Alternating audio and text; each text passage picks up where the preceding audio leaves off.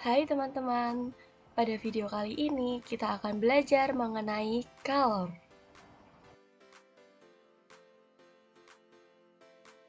Pertama-tama kita kenalan dulu dengan kalor. Apa itu kalor?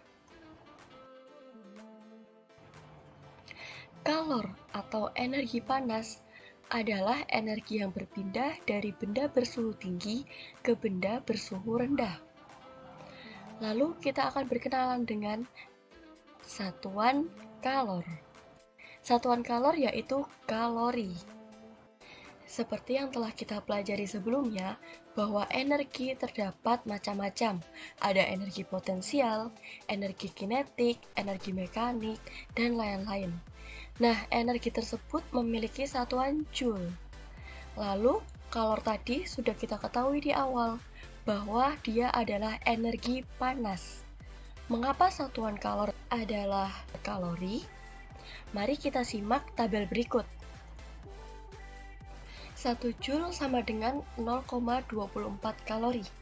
Maka 1 kalori sama dengan 1 per 0,24, yaitu 4,2 joule. Jadi 1 kalori sama dengan energi yang dibutuhkan 1 gram air untuk menaikkan suhu sebesar 1 derajat Celcius. Selanjutnya kita akan mengenal alat ukur kalor. Alat ukur kalor yaitu kalorimeter. Bentuk kalorimeter bisa kita lihat pada gambar berikut ini. Yang di atas adalah kalorimeter dengan wujud sesungguhnya, dan yang di bawah adalah ilustrasinya.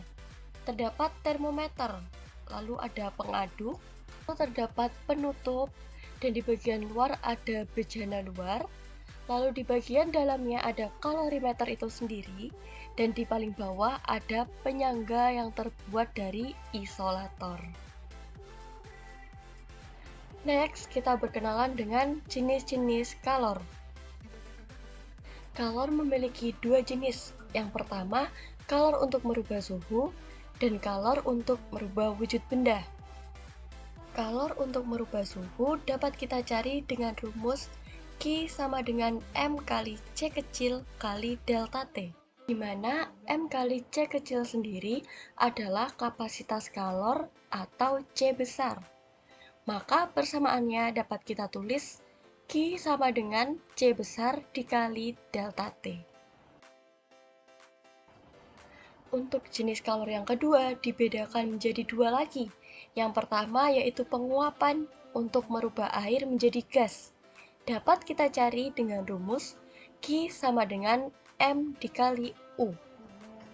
Dan yang kedua adalah peleburan dari es menjadi air. Dapat kita cari menggunakan rumus Q sama dengan M dikali L.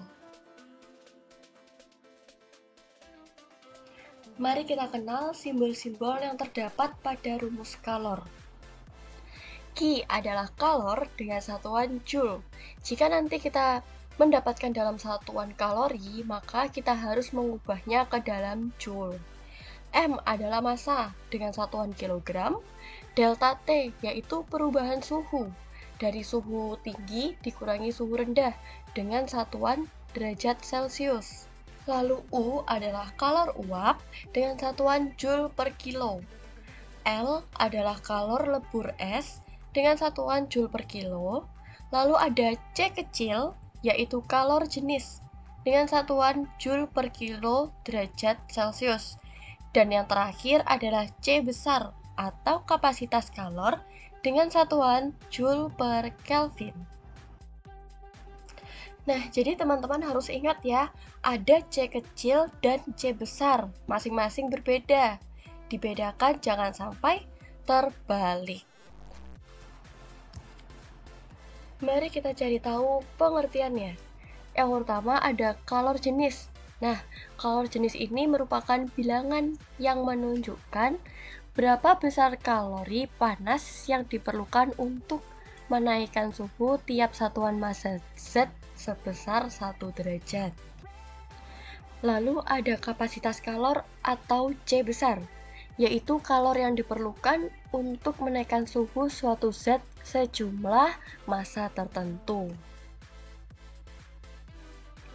Yang ketiga ada kalor uap atau U, yaitu banyaknya kalor yang diperlukan untuk merubah 1 kg zat cair menjadi uap pada titik didih tertentu. Dan yang keempat ada kalor lebur atau L, yaitu kalor yang diperlukan untuk merubah 1 kilo zat padat menjadi zat cair pada titik leburnya. Selanjutnya kita akan belajar grafik perubahan suhu. Apa itu grafik perubahan suhu? Mari kita lihat gambar berikut. Grafik ini menunjukkan wujud benda dan suhu benda. Bisa kita lihat di titik A yang paling bawah sendiri. Benda berupa es dan suhunya berada di bawah 0 derajat Celcius.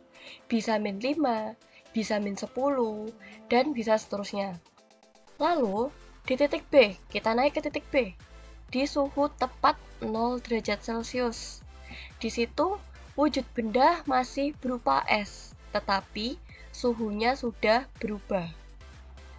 Lalu kita bergeser ke kanan di titik C. Nah, di sini suhu masih 0 derajat Celcius, tapi wujudnya sudah menjadi air. Kita bergeser ke atas ke titik D. Di sini wujudnya berupa air, tetapi suhunya berubah menjadi 100 derajat Celcius. Suhunya semakin panas. Dari titik D tersebut, air mengalami penguapan menuju ke titik E. Sekarang, mari kita tinjau proses apa saja yang terjadi di grafik ini. Dari bawah dulu, dari titik A ke titik B, terdapat Q1, di mana di sini es akan berubah suhu, tapi tidak berubah wujud. Maka untuk mencari Q1, kita dapat menggunakan rumus M dikali C kecil dikali delta T. Dengan C adalah kalor jenis es, karena di sini bendanya adalah es, dan delta T adalah perubahan suhu tertinggi dikurangi suhu terendah. Lalu kita tinjau titik B ke C. Di sini terdapat Q2 atau kalor yang diperlukan untuk proses peleburan. Es akan berubah menjadi air dengan suhu tetap di 0 derajat Celcius. Maka Q2 dapat kita cari dengan rumus M dikali L. Dengan L adalah kalor lebur. Selanjutnya dari titik C ke D. Di sini adalah perubahan suhu air dari 0 derajat sampai ke 100 derajat. Maka Q3 antara C dan titik D dapat kita cari dengan rumus M dikali C dikali delta T.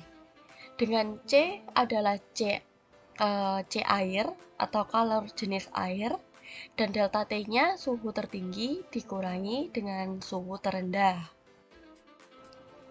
Dan proses terakhir yaitu dari titik D menuju titik E. Di sini terdapat Q4 atau kalor yang diperlukan dalam proses penguapan. Q4 dapat kita cari dengan rumus M dikali U, dengan U adalah kalor uap.